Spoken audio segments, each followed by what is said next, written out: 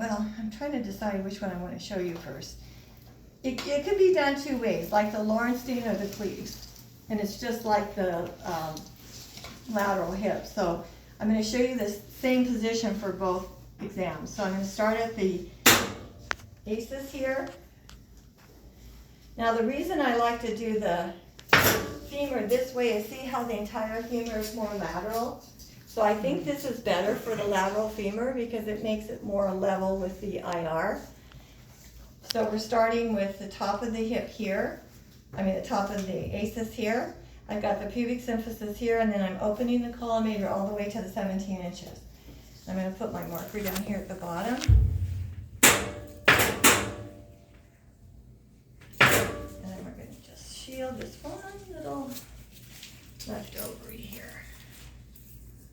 Now, if this was a male patient, we could potentially put a shield here, because in essence we've already done several images on him, so we're just shielding the gonads, the hip.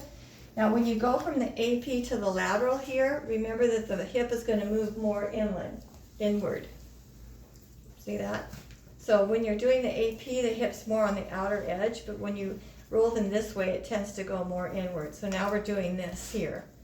So in the Lawrenstein, notice how, I don't know why this tape is on here. Oh, because I was pretending that was a fracture. Oh.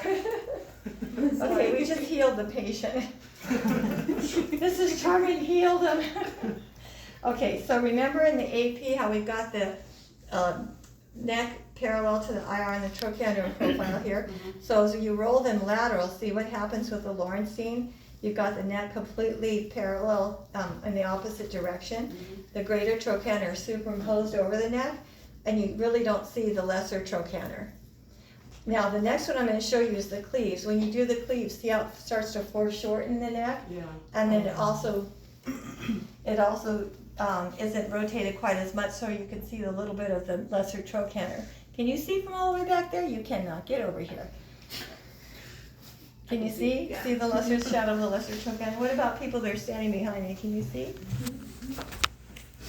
So see how you can see the lesser trochanter and the Cleves here? And it foreshortens the neck? See? And then when I go to the Lawrenstein, see how you lose the trochanter and that behind the neck, and you don't see the lesser trochanter at all. So I've always preferred this one. So you can do it this way, or we can do the Cleves where the patient's laying flat.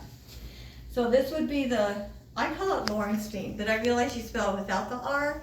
That's just a problem in my brain where I've always called it Lawrenstein, but it's actually Lauenstein, I suppose. I don't spell it with an R, I just say it with an R. Did you guys notice that yesterday? Yeah. A few people have noticed it. I buried into my skull. I can't get it out of my brain. As long as you know which position it is, that's what matters, right? Okay, so this would be for the femur. If I was going to do the hip, the only difference is what? The lateral is the lateral is the lateral. So the position's the same. All I'm going to do is collimate down to 12. Oops, sorry. And then come up to where the hip joint is. That's the only difference. It's still the same position. So we've got, This is still the Cleves, but for the no, hip. we're not doing the Cleves. Lauenstein. Lauenstein. Because we're low, we're laying low, the leg is long and lateral. Okay. We got it? Yeah.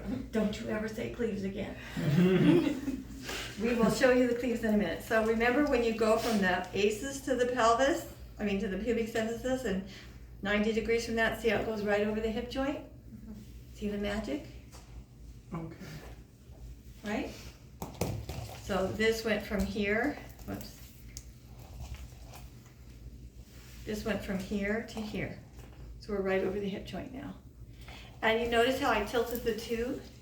Now, Eric was telling me earlier today that they want you to use the 10 by 12 and keep the tube this way.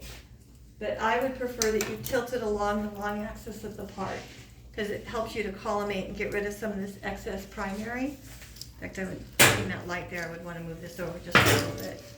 Okay? Because to me, there's too much light over here that you don't need.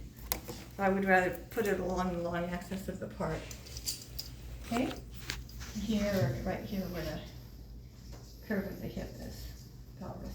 Ms. Chairman, so the one you did before this one, where she had her leg on the other side, that's the lateral femur, right? For the distal femur. The distal femur. and That this did, is- and then I did the lateral for the proximal femur. Oh, okay. Remember, This because is- that, this lateral we can't do with the leg up and over because we can't see it. Okay. So this is, again, a lateral hip, and now this is just the hip. So the difference is a lateral femur, we include more of the femur, now we're doing the lateral hip. But a lateral is a lateral is a lateral. Mrs. Got it? Chairman? Yes. Another question. Can you get the distal femur from this position as well? Not unless they're like 12 years old. Okay, so for the distal femur. Because in some people, she's pretty lateral like this, right? Mhm, mhm. So if you had an IR long enough, sure. But most people, you can't, their legs are too long to get it on one image receptor. Oh no, but I was like thinking more so like get the proximal only on one and then you move like in this position though. It's not really a true lateral, it's gonna be Okay. rotated. Gosh. She's pretty well Yeah, cause positioned. she looks like that Yeah. looks like it would be, but yeah. You're I gonna guess- see a difference when you do the up and over. Okay. That's why I told you last week on the knee, even though this looks pretty lateral, and you may even see people try to do lateral knees like this. Remember how many, images we looked at and it was under rotated? This is why. Okay. Because if you do the up and over, you're not gonna have that problem.